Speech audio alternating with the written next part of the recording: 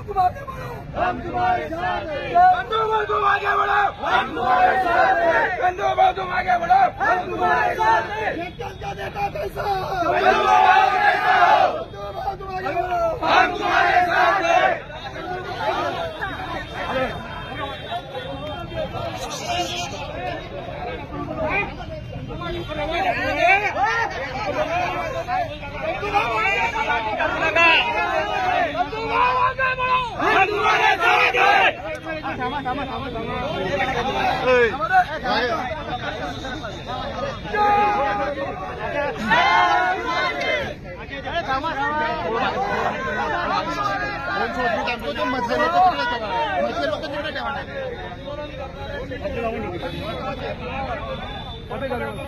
काम जबरदस्तीने चालू करणे हा खऱ्या अर्थाने त्या लोकांवर अन्याय आहे।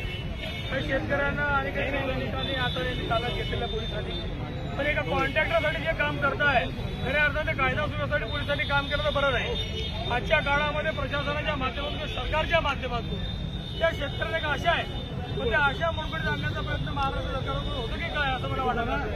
मी माननीय मुख्यमंत्र्यांना विनंती करेन की या शेतकऱ्यांची कायमची पोटाची भाकर जाते त्यांना योग्य मोबदला मिळाला पाहिजे त्यांचा लढा आहे तो लढा चिरडण्याचं काम करू नये तर महायुतीने खूप चांगलं काम आजपर्यंत केलेलं आहे आणि या कामामध्ये किमान शेतकऱ्याच्या भावना माननीय मुख्यमंत्री उपमुख्यमंत्री करतो आणि सरकारच्या माध्यमातून आज खऱ्या अर्थाने मला असं वाटतं की हा अन्याय होतो।